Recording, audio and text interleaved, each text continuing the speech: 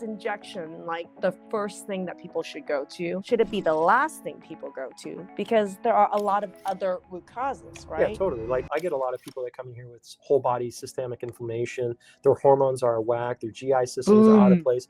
I can't fix that. That's not my specialty. I'm like, somebody comes in here and they've got GI issues or hormones. Yeah. I'm just like, whoa, go away. Go talk to doc over here. I know this great doctor. She's got this program. I was just talking to you this morning. I had a patient in my clinic this morning and they came in and they had this chronic autoimmune issue. And I'm thinking to myself, if I don't do something with this patient's health, the injections work, but not to the same extent as they would if they were. What you're hearing right here is extremely not just intelligent, but ethical. And I'm going to explain why. How many of you guys have heard about stem cell therapy and know the cost of stem cell therapy? If you get stem cell therapy on your shoulder, what is the average cost out there for something like that? It's expensive. Thousands, maybe even tens of thousands, like depending on the areas that you treat it. But these are numbers patients have come to me with. Stem cell therapy, it's a great idea. The problem is you put stem cell therapy in an autoimmune patient where your body's actively trying to kill the joint. You put some really expensive, cool stem cells in there for $5,000, $6,000, whatever that is, right? Or $10,000. I get the people when after they get those stem cell injections and it didn't work, and then they come see me and they said, I wish I had seen you first. That's why we send them to you. We have a basic baseline for our patients. They have to have a certain criteria in order for us to do injections. Unfortunately, a lot with the orthobiologics, people's overall health and well-being, it's paramount and critical. Yeah, it's critical to the way the injections perform. Like, I love what I do, and there's certain things that I do that I don't need people to be like in perfect tip-top shape. But when you start to drop tons of money in stem cell therapies or PRP and things like this, oftentimes what we're doing is referring people into programs like Maggie's or other programs that help balance hormones, diet, things like this, because calming down that inflammation, centering people's hormones, getting people on track, losing the weight, getting them off a lot of the really toxic medications that they're on, all of these things promote longevity and wellness. And that's what everybody wants. Everyone wants to age gracefully. Everybody wants to live their lives healthy. He sends me people that, I get sent the hardest cases of POTS from out there, or long haul dysautonomia, right? And then you send them to me and then here's the thing, because here's why, because 99% of the time, no matter how hard the case with POTS dysautonomia long haul, let's say, or I can solve that problem because of looking at these root causes like hormones, digestion, all the things I don't want to do. All the things you do amazing. Food sensitivities, all those things, right? But the thing is that there will still be about 1 to 5% of people where they really do have a functional issue with instability, or they have something else. They have dysautonomia, or they have hyperarousal. This is where we're going to segue into this. Wait, I'm going to toot his horn again.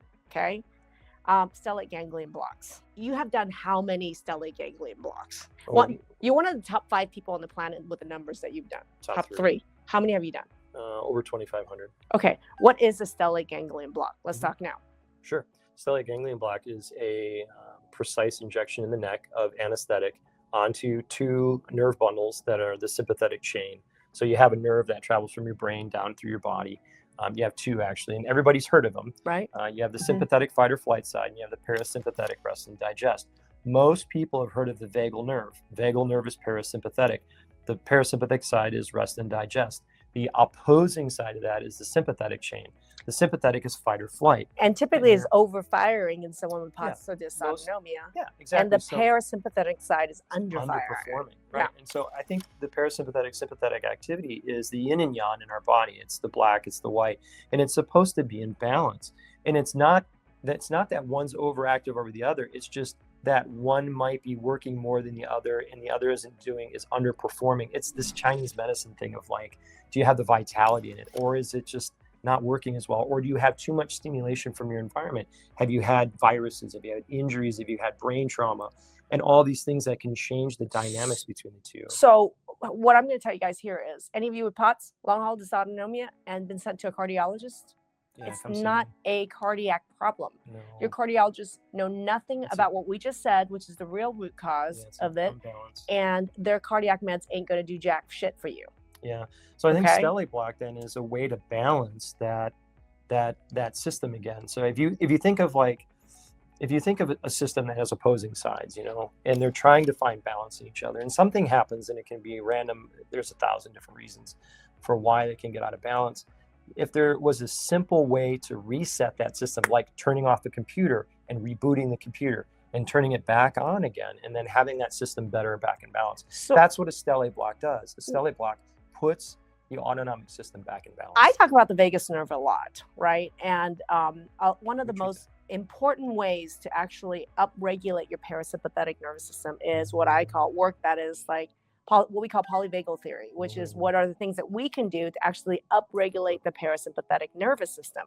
And in our programs, we do so many different things that you can do. There's literally hundreds of tools to do that. To figure out the root cause that's underlying your chronic disease or symptom, click the link above or below this video and register for the training. We'll see you there.